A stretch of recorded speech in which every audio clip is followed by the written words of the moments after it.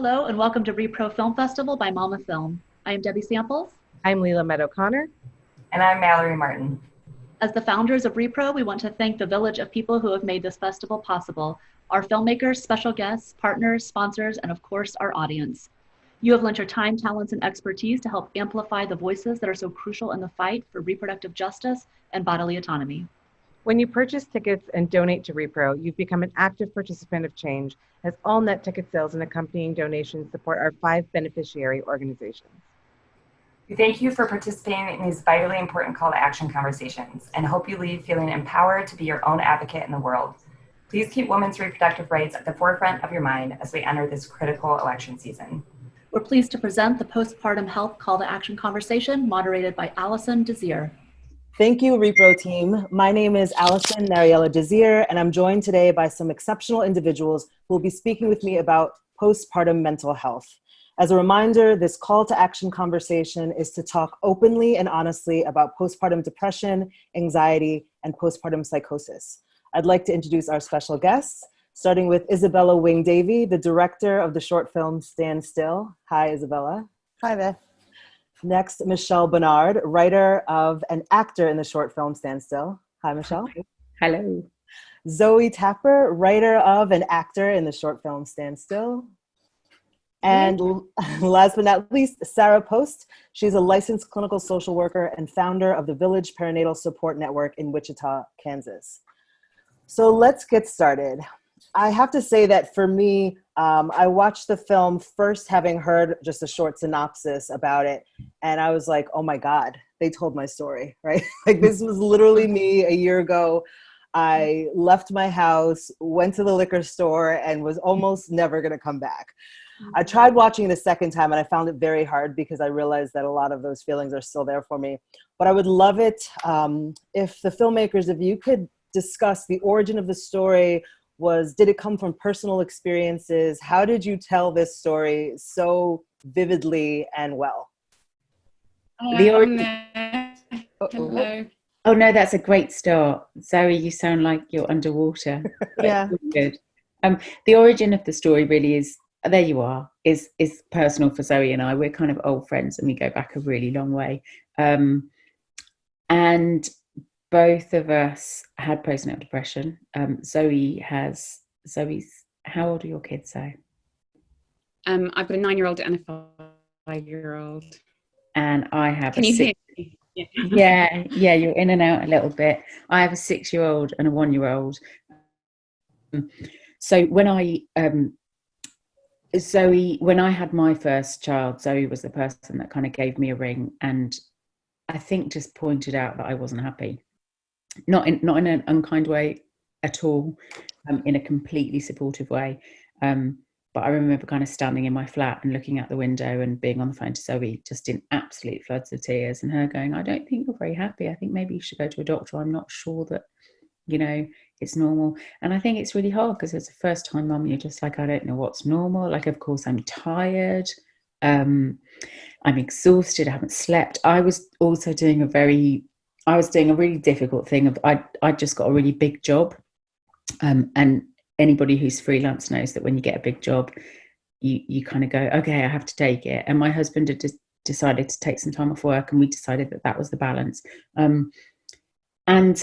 But I had postnatal depression, and I was really sick. And Zoe said, I think you need to get some help. So Zoe and I both had our own stories, and we just talked about the fact that we didn't know that one in 5 women get postnatal depression. That's the figure in the UK. When we set out to make this film, they said the figure was 1 in 10. And within the 18 months in which we made the film, the figure went down to 1 in 5 because people were beginning to talk about it more. And we were just like, how can we not know that 1 in 5 women gets postnatal depression? So Zoe and I had conversations about it and decided that kind of where we could best use our voices to make some work about it. I mean, Zoe, you've probably got more to add. I think you're back now. Well, I think what was important for us, as very close friends already, the fact that we both had suffered from this condition that is so widespread, but that both of us hadn't really known about it or been able to prepare for it, said to us that this was obviously something that a lot of women were suffering from. And I think what was also important for us to take on board was that it doesn't discriminate at all. It happens to everyone. It doesn't matter if you're rich or you're poor or you're black or you're white, whoever you are, this can happen to you.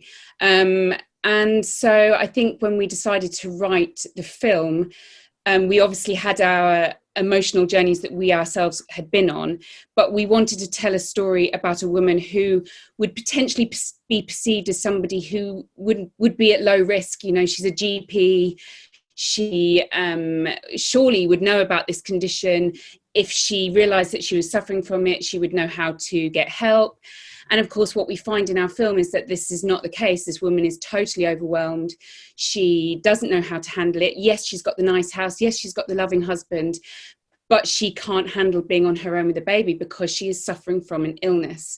And when we started workshopping the script, we actually were part of a programme for the British Film Institute. It was interesting because even at the early stages, we came up against people who just didn't understand it, just didn't understand why this woman just didn't pick up her baby. Why isn't she picking up her baby? It's crying, just pick it up. And so there's people have, lots of people, so many people are affected by depression. But actually this particular type of depression, which in itself has such a massive spectrum, is a very tricky one to talk about because actually it's about, and people don't want, I've used this phrase before, but people don't like seeing unhappy mummies. They don't like, this is meant to be the most joyful time. And if it isn't a joyful time, then what's wrong with you? So we really felt very passionately that we had to address this.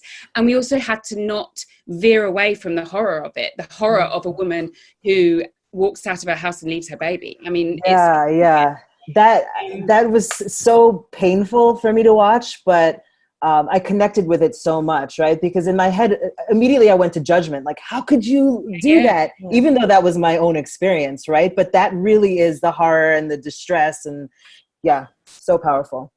And from my perspective, because of my own experience, I immediately go to, that woman must be in so much pain in order to do that. She must be ill in order to do that. Whereas a lot of people just don't see it as that. They just see it as somebody who's neglecting her responsibilities. So there's just so much education that needs to happen around this topic. And so Michelle and I just needed to write something. It was part of our own therapy, but it was also part of something bigger than that, about telling this story that isn't told enough.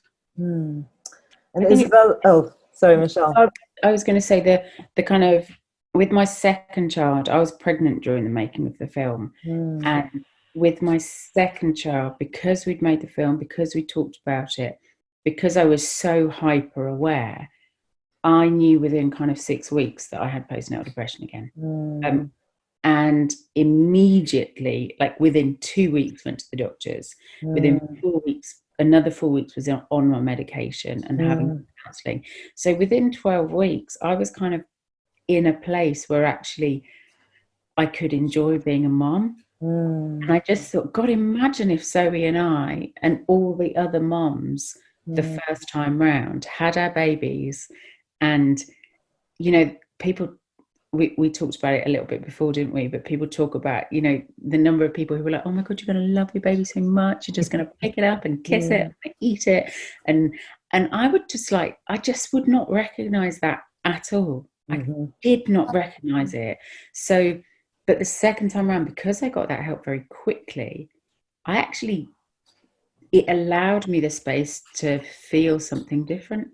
And that, I think that astonishes me, but at the same time, it shouldn't astonish me. It should be like, well, actually, do you know what? If you know about something, you can work out how to deal with it.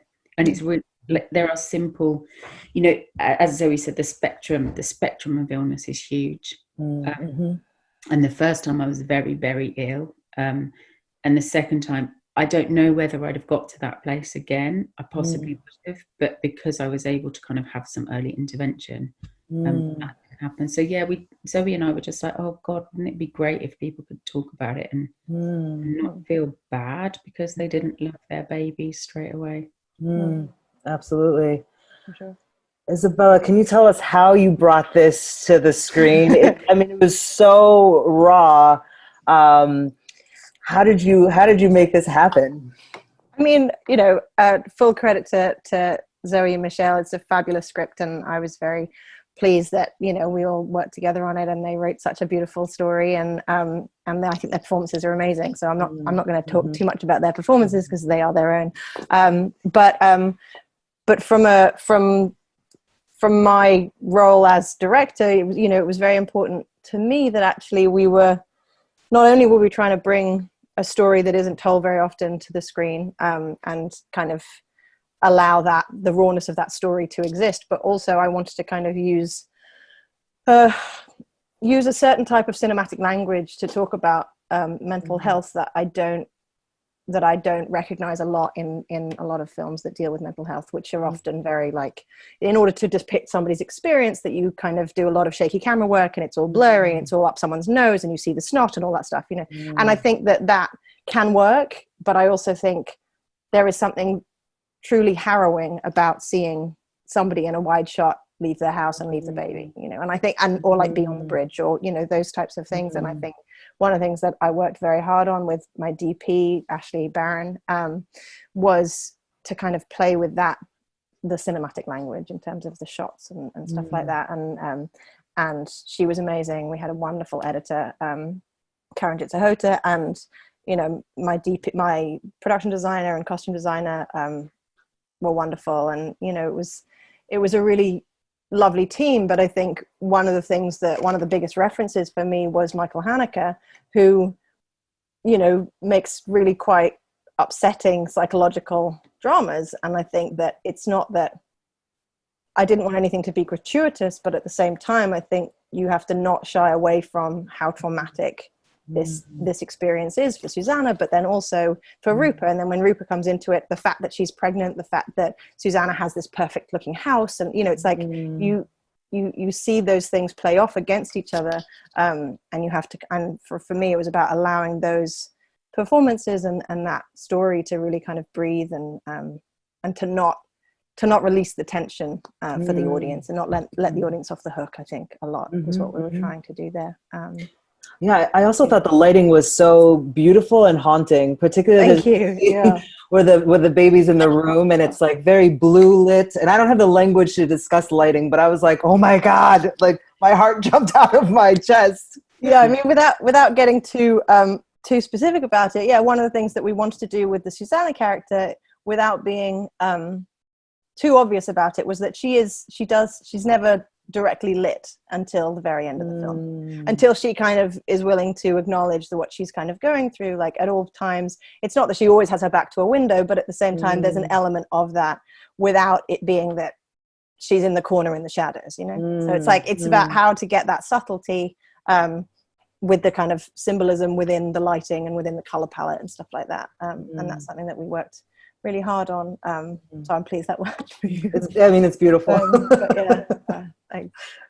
Sarah, I'd love you to bring you into the conversation here to sort of give some context, define some terms here about what we're talking about. We're mentioning postpartum depression, postpartum anxiety, postpartum psychosis, and I know in my own experience it's all sort of lumped together, but there really is a wide range of experiences and feelings that we're talking about here. So if you could provide some clarity.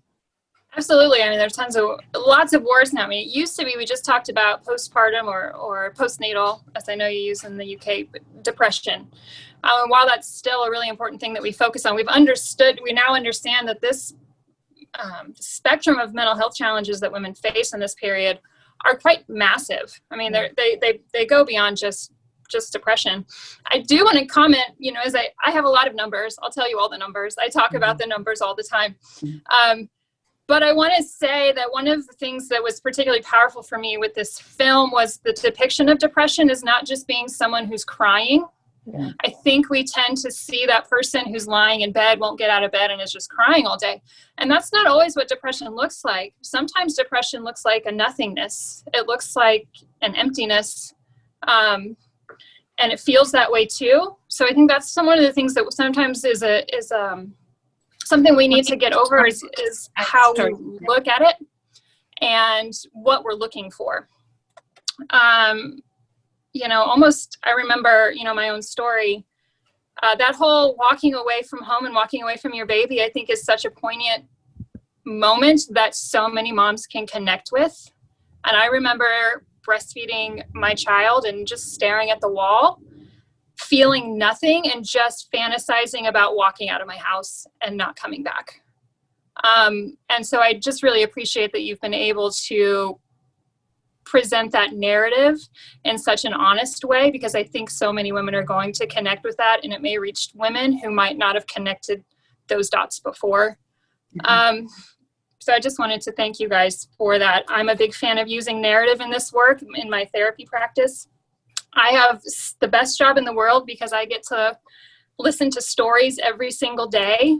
And my one complaint is that I don't get to share these stories with everyone else. You know, I get to hear one woman tell a story and another woman tell her story and another woman tell her story. And I always think, gosh, if I could just get all of them in the same room so they could tell each other these stories.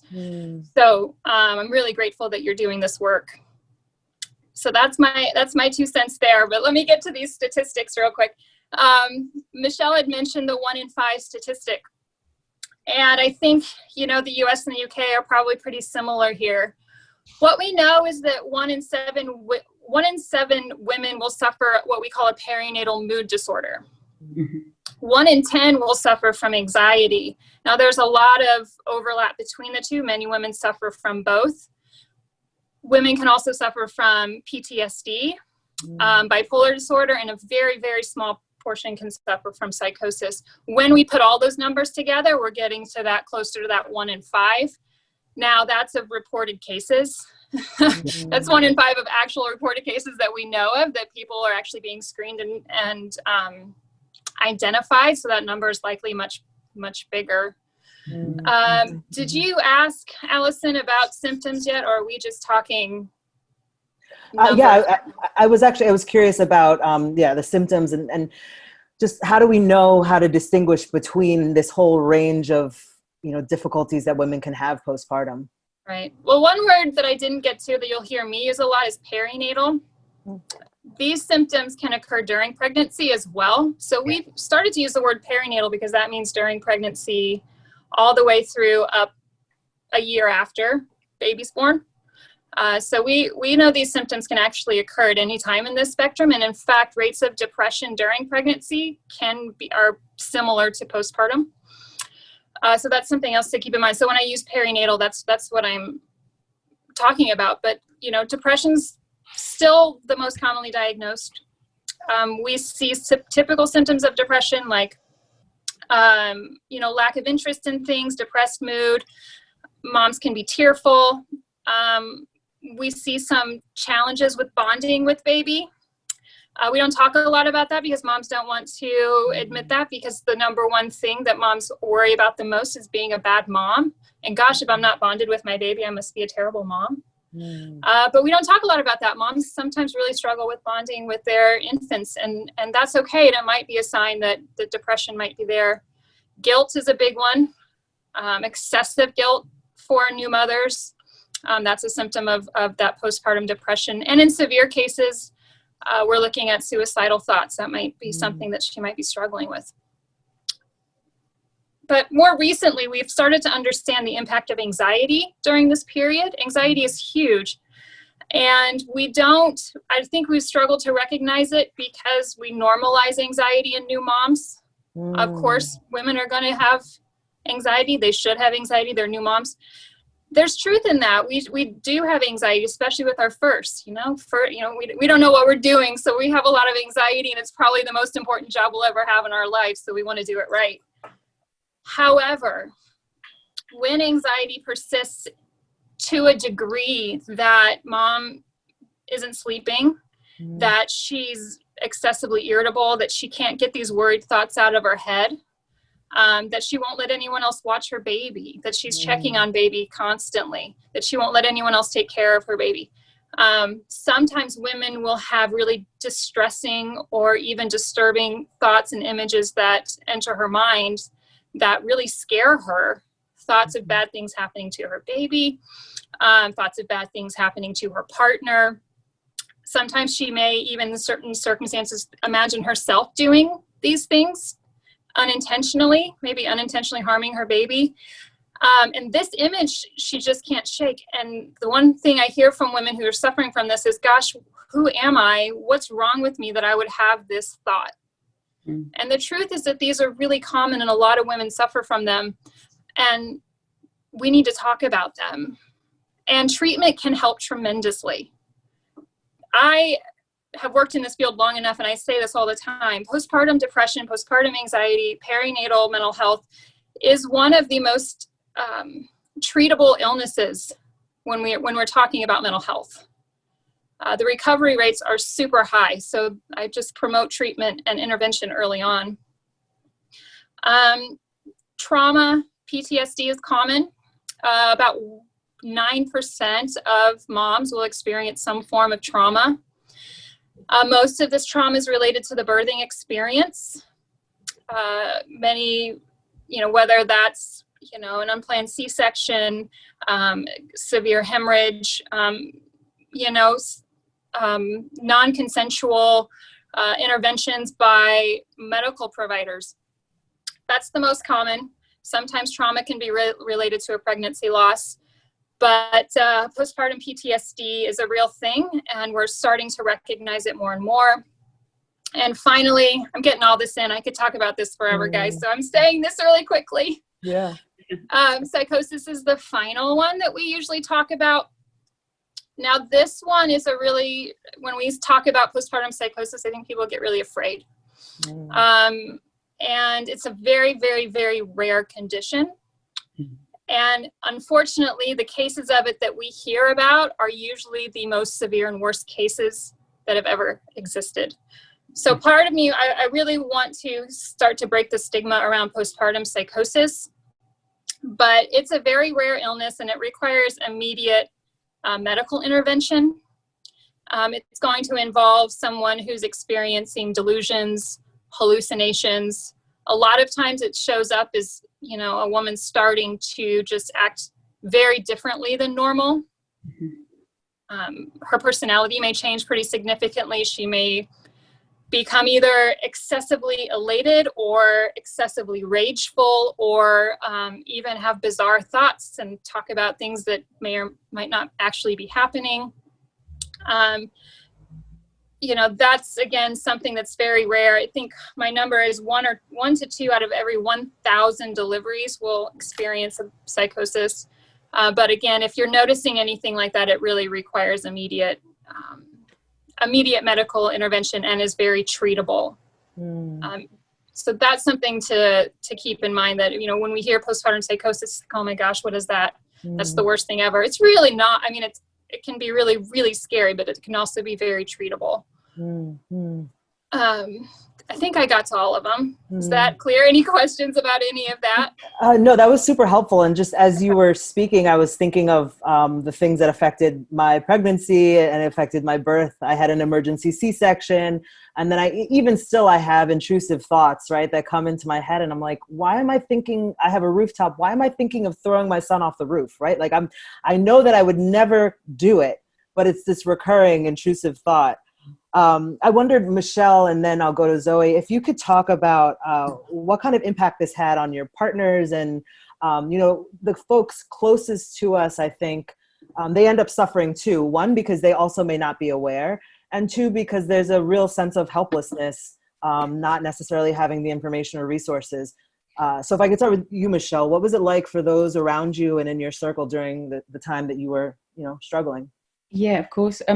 Actually, one of the things I wrote down that Sarah said is that when you were talking about other people recognizing your mood over you, I think that's really important, actually. And Zoe recognized my mood, and really randomly my acting agent recognized my mood because I went to an audition and the casting director was like, I know Michelle, I've known her for a long time. I don't think she seems herself. So there were these strange people that recognized that I wasn't myself, but my husband wasn't one of them. The second time round, it was him who straight away recognized it. And I think that that's something that's really a useful kind of tool to ask people when you're having a baby, to ask those closest to you to really look at you and they know you. And like you said, we don't know what it's like to have a baby. Of course I'm tired, of course I'm anxious, that's normal.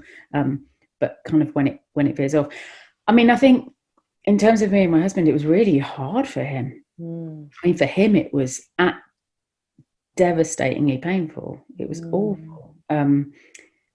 As I said before, kind of I had a big job, so kind of I was trying to work and he was looking after the baby, but he was also aware that I couldn't do my job and I couldn't be kind of present, and I couldn't be present for him or for the baby, and was really, really struggling. And he would try to talk to me about that, but I was irrationally irritable. And I think you said that, Sarah, you know, irrationally irritable. I had repeated strange thoughts. And it got to the point, I mean, it absolutely got to the point where I couldn't get out of bed or leave or do anything, you know, regardless of the amount of money I was about to be paid. It was just not possible. And I think for John working that out, and having a kid in a city where neither of your parents live or your siblings live, and, you know, you've got friends, but they've got kids, and working out kind of when to reach out for help, I think was hard.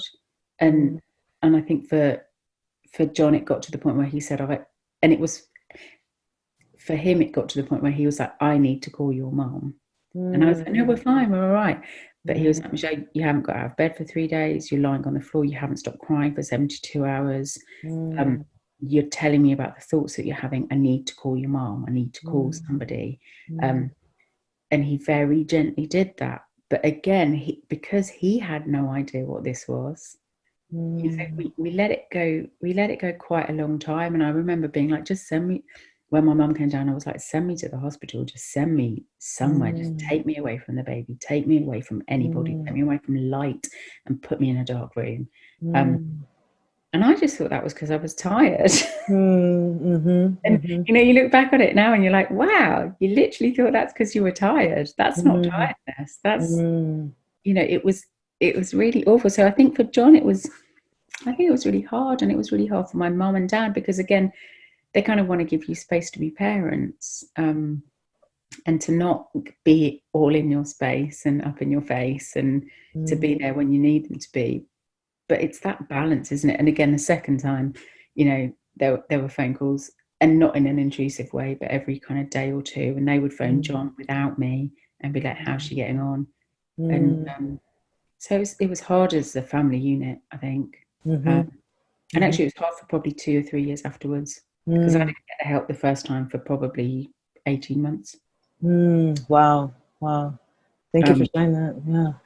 Well, I got some counselling pretty early, but I didn't take any medication. I think I took medication after about 2 years, and I did a play, and the actor I was with actually was very astute and had suffered with depression, and he was like, you know that sometimes medicine helps, Michelle. It's like, oh, does it? Wow. But it's strange the length we went to as a family before I took that medication. I think that's such a helpful piece for you to share, because when we think about postpartum, sometimes we think of it as such a finite period, right? When in truth, after you have a child, your life will never be the same, right? But this postpartum period, I think, you know, so many people, at least in my circle, have expectations around after 3 months, I'm here, after 6 months, I'm here, when it can be a far more extended period. Zoe, I'd love for you to chime in on this about, particularly in your case, since you didn't really share it with folks, right? So what was that experience like for those who are around you? I think it was a huge shock, because I think, talking about expectations as well, I had all of these expectations about what it was going to be like to be a mum.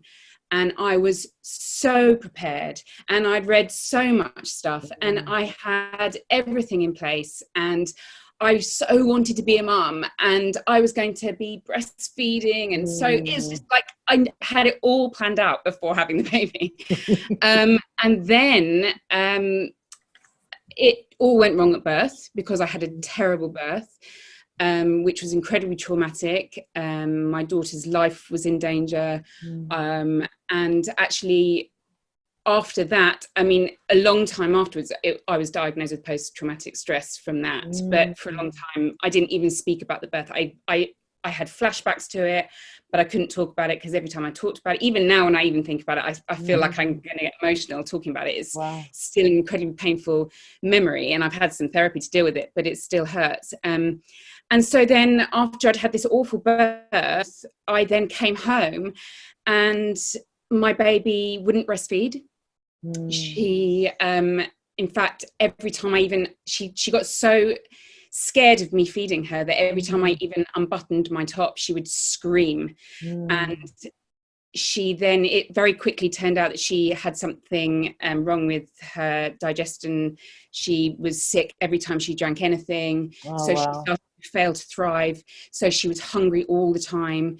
And she screamed. This resonates in the film. She screamed all the time, and she screamed and screamed. There wasn't a day when she screamed, and the only time she didn't scream was when after she'd screamed all day, and she would then literally it felt like she had gone in, like passed out, because at the end of the day she was so exhausted she'd just drop and she would fall asleep, and she would then just sleep in this kind of exhaustive state. And of course by that point I'd been holding her the entire day. I was covered in sick. My husband actually went back to work 2 days after I had her because he's an actor as well and he was in a play. And it got to the point where I had been at home, basically also not wanting to really tell anyone that I didn't feel like I was coping, because of course, you know what Zoe's like. She copes, she's brilliant, she can handle anything, she's fine, she's the one that's always in control, she's always positive. And I was just really struggling. And one day my friend, very close old school friend of mine, came around. She hadn't met the baby yet. And she just popped round after work, and I wasn't expecting her. And I was sat, because my little girl had to always remain upright because she was sick so often. So she couldn't sleep lying down. So I always had her attached to me. And I'd fallen asleep. She'd done one of her funny little falling asleep moments, and I'd fallen asleep as well, and we were just like there together asleep, and my friend appeared at the window and kind of gently knocked, and I woke up and saw her, and suddenly it was like a feeling of there's someone who's going to help us. And I opened the door and I practically threw the baby at her, and I just said, you've got to take her, I can't have her anymore, I can't have her. And of course she was shocked. She called my parents, because she's an old school friend of mine and knew my parents, and my husband was at work so she couldn't call him. And by the time they all arrived, you know, she was holding the baby. I was in bed because she'd told me to rest. But by this point, I wasn't sleeping at all. I mean, I don't think I'd slept for days. Even when the baby was sleeping, I was staring at the baby, thinking that the baby was going to die all the time. I just stared at her breathing the whole time. And so by the time it was such a relief that everyone was there, that I just went, okay, you can look after the baby now. And I'll just go to a mental asylum. That's basically how I felt. I was like, I've completely lost my mind, and you need to take me to a hospital, and you can look after the baby. And I thought that was fine. And of course it wasn't fine. And they all were brilliant, and they rallied around. And we actually moved in with my parents for a bit. But it was a shock to them, because they didn't know what was wrong with me, really. Turns out that actually my mum had postnatal depression after she had me. But of course, back in the 80s, it really wasn't talked about at all. And she never really had it diagnosed. And she'd sort of blocked it, I think, until it happened to me. And so I moved in with my parents. And by this point, I mean, I think it was such a relief to have told everyone how I was feeling, that my body almost shut down. It couldn't take the stress anymore, and it sort of just shut down, and I almost became like a zombie. You know, you talk about, I think Sarah was talking about this sort of dead behind the eyes. That's exactly what I had. In fact, I used to describe it as shark eyes, you know, like how shark eyes are sort of kind of dead. And I couldn't make any decisions. I couldn't dress myself. I had to be told to go and have a shower. I was literally a shadow of my former self. And then I went through a process of, I went to my local doctor, my GP. I got put on medication straight away, and I was desperate for it. I would have taken anything they'd given me. There was none of this kind of, do you want to go on medication? I was like, give me anything. I'll take anything. But I didn't have any therapy, which was an important thing. That sort of backfired on me later on. but I was looked after basically, and my husband was incredible, and he looked after me, looked after our baby. And I will get emotional, but he he took her for her first jabs, which to this day I know I was ill, but I sort of can't forgive myself for it, because John took her as well. Hurdle. So it was hard, and I used to say to him, you can leave me, like I'm broken now, I'll never do it, and you can go. It's fine, I get it, like you can go, it's okay. And of course he didn't, and he's a wonderful man, he stood by me. But it was really tough for everybody, and me, really tough for my family to see me like that, and also to look after a baby that wasn't thriving as well, because she was not in a great way. So it was so hard. Yeah. Wow. My God, Zoe, you took me back to last year. And again, you said so many things that I know will resonate with women watching. And the thing is that, of course, none of this is normal in the sense that you can feel differently, but it's normal in that so many women feel this way, right? So if we could only normalize your whole experience, exactly what you're talking about, so that those women watching can see, okay, I'm not the only one, right?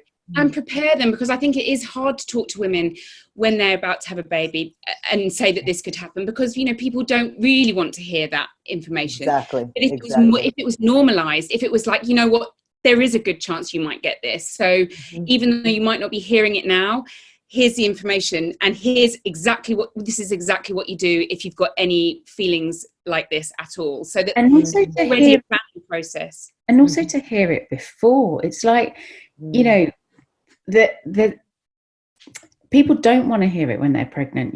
Like there was a woman who came to my house the other day to pick up some baby clothes, because I put on a local Facebook group. I was like, look, I've got a load of 0 to 1, have them for free, come and pick them up, I'll leave them on the doorstep, COVID safe. And the woman came to pick them up, and she was like, oh, where did you have your baby? And I told her where I had the baby, and she was like, oh, that's where I'm having my baby, and I'm due in 2 weeks. How was the birth? And it's so hard, because I was like, do you know what? It was awful. I had my baby in the waiting room of the hospital because it was too busy. And there was no pain relief, and people were watching me, and there was no space. And, that's relatively unusual. People do tend to get themselves into a room or onto a ward, but I happened to have my baby in the waiting room. And I couldn't say that to her at that point. She's due in 3 weeks. You know what I mean? So I was like, oh, it was cool. I think they're quite busy there. So if they seem busy, maybe make a phone call and get in a taxi and go to Whips instead. But how do you say that without that sounding negative? So I think it's got to be about kind of teaching teenagers that postnatal depression exists, in kind of also in the classes that, lots of people take classes while they're pregnant, and it has to be, an entire session dedicated to that. It has to be, it has to be, I don't know if it's the same in the US, but when, and I don't know, actually Isabella's has had this more recently, so she might know more, but everybody gets a sort of red book when you have a baby, and in the book it has, which injections your baby's had, and, all of the kind of, all of the sort of stats that your baby has. And, even in that book, it should have a page dedicated to this, or a couple of pages dedicated to this is what you might do if you feel like this. Because, I at the first time around, I didn't even know who to call. Right. And then the second time around, when actually I knew exactly what was going on, and I had already prepped so many things in place to kind of help me if it happened again, I still was faced with going along to my local health authority and being sat with a woman who asked me, who said to me, don't you love your child? What's wrong? Don't you love your child? And, and this is me, I was coming from a very informed place, and I was sat opposite a woman who actually had no idea. And she was meant to be in charge of, mental health in my borough. It's, I think things change. I think things are really changing, actually. And I want to sort of stress that, because, my baby's 9 and my little one's 5. And I think, things have moved on even since then. And it's talked about hugely in comparison to my experience. But but it needs to be something that we're just not embarrassed to talk about at all. Yeah, Isabella, I actually want to talk about the scene when we see, you know, Michelle's character with Zoe's character, and sort of within the context of what we just talked about, like who's around you to notice this thing and to name it and to know that you're struggling. So can you tell me about directing that scene? And in particular, there's like a last look that Michelle's character gives that I'd love for you to share about directing. You mean at the very end of the movie? Yes, there's this like far away look. Like I know she's deep in thought. What was meant by that? Look. Yeah. Yeah, I mean, I think, you know, we spent a lot of time when Michelle and Zoe were writing, we developed the script for quite a long time. And I think we spent a lot of time, particularly on that final scene. And I think one of the things that was important with the writing stage, but then when we were, you know, directing it and then in the edit, was about making sure that we really got the various phases of it, and like the point at which Rupa, Michelle's character, kind of realizes that something, like realizes that actually it's more of a thing than maybe she first thought when she first came in, you know. And I think there's a real shift, and I think Michelle does it beautifully in her performance, and which is going from what's wrong with you to something coming towards not understanding, but coming towards a recognition of a larger problem. And I think, you know, I wanted to kind of try and position them separately and then bring them together, like in terms of literally the camera work and the blocking and stuff like that. And I think, you know, the very end of the film, there was it was a real struggle actually figuring out where to end, because there's it's always this thing where it's like, do you reveal something that was written that didn't actually end up being in the film? But you guys don't mind me sharing the very last thing? Sure. No, I'm looking at Michelle and Zoe. I'm just checking. Remember. Okay, fine. So basically, one of the things that was written was that at the very end, after the baby's asleep and after Susanna is finally kind of revealed what's going on and feels and has that moment of calm and feeling that sense of security, that then Rupa feels her baby kick, and that was the thing that kind of brought the whole thing full circle. And ultimately, when we were in the edit, we ended up kind of cutting away before we hit that moment of the kick. And I think that that for me actually ended up keeping Rupa in that moment with Susanna, is what it came across to me when we were editing it. And I think Michelle can talk about whether that was actually the case in the performance when you were giving it, but that's what I wanted to keep when we edited it, to kind of have that moment of, oh God, but it's still, you know, it's not, everything's not fixed, and like, now what am I gonna do? I've got this I've got this woman, and I'm holding this baby, and I've got my own baby, and you know, all of that going on. And I think one of the things that I think we haven't really talked about, or we have a bit when talking about the husbands, is that sense of, if you are the person who is there helping the person who is suffering, if you don't know how, like, you don't necessarily know how to deal with that situation, like Zoe's school friend suddenly being the person being like, I guess I'm going to call your parents, or, you know, and that's amazing that she knew to do that. But like, I've certainly been in that situation with, in my life, where I've been the person where I'm like, shit, I'm the person who has to make this call. Like, I have to decide to escalate this. Right. Whether it's calling the authorities, or it's calling a family member, or it's calling a friend, or whatever, but it's like, whether it's depression or it's addiction or whatever, it's like that there is actually a huge burden's the wrong word, but there's a huge pressure on that person as well. And I think that's something that I think I wanted to kind of bring out in the film, and I think that Michelle and Zoe wrote really beautifully, and that actually that's a really scary place to be as well, that we also don't really talk about. So it's like, when you take those classes before you have a baby, and you have your birth partner there, it's like, well, actually that person needs to know what the hell might happen, you know, like, because if the mother can't recognize it, then can the birth partner recognize it? And then what the hell do they do, and who do they call? Because they're not going to suddenly, like, you know, section their wife, or you know it's like there's so much, there's just a lot going on, which is about raising awareness both for women who are,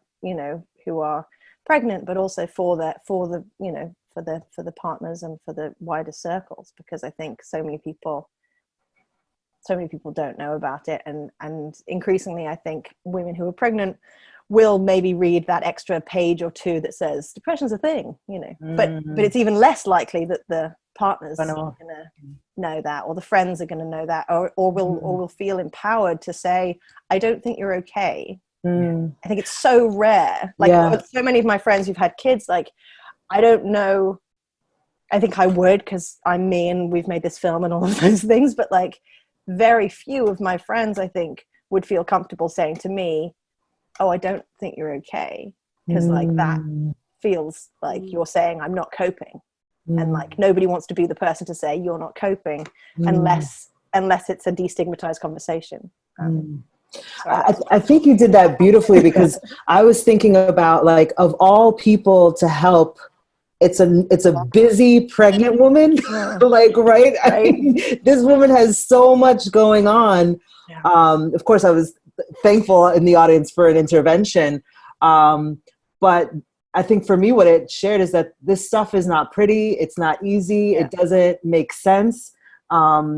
When you need the help, you don't know where it's coming from. The folks may not know exactly what to do. So I think it was beautiful. And that last look was again, so haunting. And I felt like it was her saying, like, wow, this could happen to me. Right? That's what I think it's so interesting, because I kind of forgot that the last line was about the kick that we wrote. And I think we rewrote it because we started writing it before I was pregnant, and then I was pregnant, so we rewrote it. But for me, it kind of was that. It was like, I don't think she had postnatal depression the first time, but I don't think she had the easiest time. She's on to her third kid now. You know, like, even having one child and having a family who don't live in the city, when I had my second, it was like, well, who's going to come to the hospital with me? You know, literally, like, how is that going to work? And you know, we're lucky enough that I've got kind of an amazing mom and dad, and you know, they came down to London, and we were a bit like, don't worry, we'll call neighbours and we'll send Eartha to our neighbour's house, and then John can come to the hospital.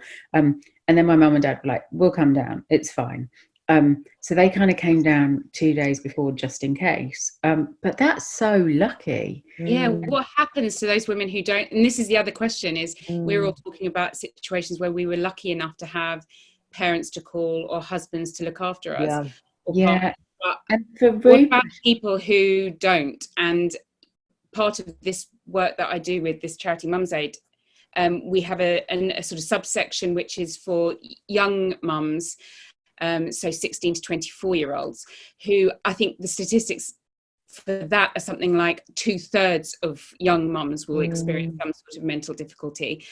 And, you know, lots of these mums, they've got issues with other issues to contend with. Either they're not with a partner, or they've potentially got addiction issues, or they are just on their own, or they've got other children. I mean,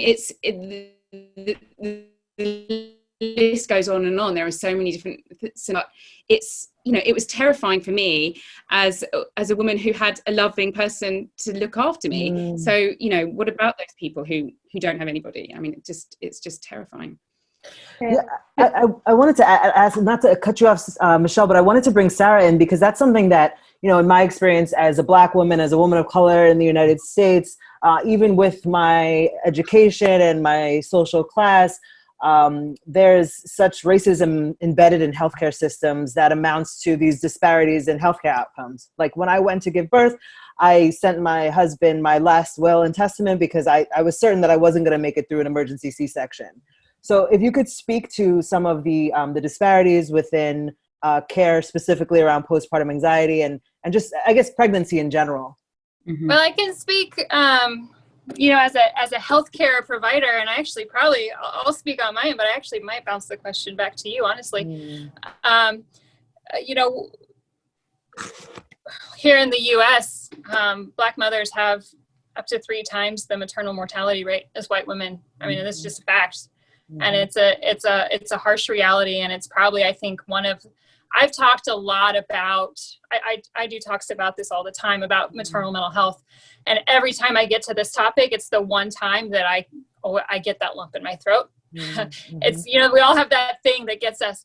But it's a huge issue, our maternal mortality rate for Black moms, and the infant mortality rate for Black babies is twice of white babies.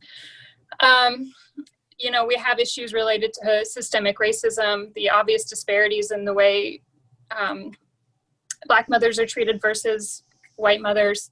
But when it comes to mental health care, especially, women of color are much more likely to experience mental health complications following pregnancy, but they're also less likely to achieve treatment or get treatment. And you know, I have to kind of fall back on listening to others because I'm obviously not the expert here. But one thing I hear is a barrier for women of color getting treatment is just lack of access to culturally competent care. I mean, I hear a lot say, I want someone who looks like me. I want someone who's been through similar experiences as me. You know, I think it's really important that, at least as a healthcare provider myself, that if I'm working with someone or I get a call from someone and they ask me for a Black therapist, I'm going to get them to a Black therapist. I'm going to make sure they find that person. You know, I think that's where I'm coming from. And as far as our nonprofit that we work with, we're trying to build our community of a diverse group of educated and competent providers so that women and families can find that person that meets their needs. Because I'm not the right therapist for everyone. I'm not. But, you know, I might actually bounce this question back to you and kind of get your feedback on what you see as being the inequities, especially here in the U.S. Yeah, I think for sure you nailed it with the you know, we're looking for multiculturally competent therapists, folks who we can you know, share experiences with. But then beyond that, because of the history of, you know, medical apartheid, systemic racism, there's a lot of distrust in not just Black communities, but in immigrant communities and marginalized communities in general, distrust of healthcare providers and how will this information be used? Am I going to be tested on, right? There's a lot of distrust. And then there's stigma in admitting to having these challenges. So I think nonprofits like yours that at least recognize and identify that diverse staff and diverse resources are important is really what I could ask for. And I want to wrap up because we're having an amazing conversation, but we're coming to the end here. And I want to have each of you, I'll go around the circle, share, you know, as a final call to action, what can we do as a society to better support women after giving birth? If there's one thing that you hope somebody watches this and can walk away with knowing, okay, this is one thing I can do to move this conversation along or to help people get better access. And I'll start with Sarah, actually, and call out as we go along. Okay, so the question is, well, I think in the work that I've done in the years that I've done it, I can't promote the one thing I can say is I want people to talk about it. Like, I mean, just doing this, mother to mother, even father to father, partners to partners, spouse, you know, grandparents. I mean, if we can just get people talking about this, it becomes so much less of a stigma. I was the first one of my friends to have babies. And I remember after the struggles I went through, I was brutally honest with them about everything. And I think they were kind of, you know, like, what's going on with Sarah, that she's pretty negative. But now that most of them have had their own babies, they're some of the strongest supporters of my organization. It makes sense. They get it now, and they're not afraid to talk to me about it because they know that I'm honest about it. So I think that's the one thing every single person can do to contribute to this is just to talk about it. Isabella. Yeah, I mean, I think probably we'll all say a version of that, but I think one of the things that I found so interesting about all of this is actually when people do start talking about their experiences, the number of people who kind of go, oh yeah, I think maybe I had that, like of other generations, you know. And I think that's been kind of fascinating for me to have conversations with like people like of my mother's generation, who are, you know, educated, intellectual, like, you know, actors and artists and, you know, all that stuff. Like that's my family background. And the number of women who like came to a screening, I had a bunch of family friends come to a screening in London who were just like, oh yeah, with my first, oh God, you know. And I was just like, I never knew that. Like it's not like that was ever a conversation that was ever had when I was in my 20s or 30s, or whether it was my mom or her friends or whatever. And that's been kind of interesting. And I think this idea of it's not like it's a modern problem. And right. It's not even like it's a problem for white women in their early 30s, or like it's you know, it's like, it is that thing of, it doesn't discriminate within class or race or, you know, or gender even. But, and I think that generationally, I think to have that conversation as well, I think would be the thing that I, you know, talk to your mothers about it and talk about the hard times that they had. Because I think so many women who are pregnant have conversations with their mothers, and they talk about, you know, how wonderful it is to be a mother and all of those things, but their mothers don't necessarily say, but it might be awful. Like you might, you know, you might, and that's okay. Or like, I couldn't breastfeed, or I couldn't this or that. And, you know, anyway, just, yeah, a bit more generational honesty, I think. I like that, generational honesty. Yes. Yeah. Michelle. I mean, a similar thing, really. I think, you know, I think it doesn't discriminate in terms of lots of things, but I think it's really, I do think it's important to look at the disparity. You know, in the States, you talk about women of colour. In the UK, we talk about BAME communities, and, you know, that one of our charity partners, Acacia, has kind of done some research into that, and they've looked at, you know, of the figures discussed, they look at like the rates of postnatal depression in BAME women being 13% higher, but that's of the reported cases, right? And we also know that in terms of certain communities in the UK, there are fewer conversations within certain community groups. So I think you know, it's important to kind of think about that and acknowledge that. And I think, I mean, the other day I listened to a podcast with Barack and Michelle Obama.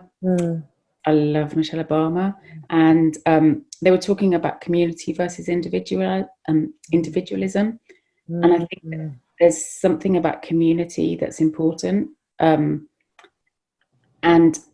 you know, we live in a kind of, we tend to live in a society now more where we kind of we spread from our families. You know, we don't necessarily live next door to them, so we have to create a new community. And I think very often, when you're the first to have kids, or, you know, you've got your group of friends that you go out drinking with, but then you have a kid and you're suddenly like, whoa, like life's completely different. So I think it's kind of like working out what that community is, and as a community of moms and dads who have struggled, to share that struggle and to say, this is how this might work. You're not on your own, you're not individual, you know, we don't know each other, but we're a community of people who can share our stories, really. So I think it's about community, whatever that means nowadays. Thank you. And Zoe? Yeah, I mean, following on from that, I'd say that as soon as you do speak out, it's almost instantly much better.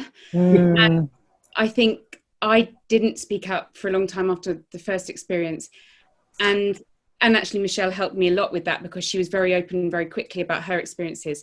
But now I stop talking about it. So I now speak about it all the time, and I tell people even if they don't want to hear it. So as soon as you start allowing yourself to have that dialogue, it just gets easier to talk about it. And of course, what you find is that most people don't judge you. Most people either having a similar experience or know someone who's had a similar experience. And so you don't get this barrage of judgment that you kind of imagine in your head. And the other thing I'd say is just this reassurance that I want to say to all women who are suffering from any kind of mental health illness, that it can get better and that you can recover, and that most women do recover. And so you haven't been broken. You will mend yourself, and there is light at the end of the tunnel. And you know, that's a cliche, but it's a cliche for a reason, because you know, get the right help, speak to the right people, take medication if you need it, whatever works for you, but get help and you will get better, and then you'll be able to enjoy your babies, and it'll be wonderful. I love it. So talk about it. Let's have some generational honesty. Find your community, and it will get better. That is so beautiful. I want to thank you all for your time. I could talk to you all day, but I hear my son crying. I'm sure your babies are crying. Please, everybody, watch this film many times. Share it with everybody close to you, not just those who can give birth. The partners need to know about it. For a recap of the organizations you can support around this topic, visit day 3 on the rePRO website. Please make plans to support this film festival by purchasing tickets, attending more of the call to action conversations. You can get the info at repromamafilm.org. And don't forget that all ticket sales are donated to the reproductive justice advocacy organizations. Thank you for your time. Please make more films. Sarah, keep doing your work. This is really what women need. Thank you very much. Thank you. Thank you very much. Thank you.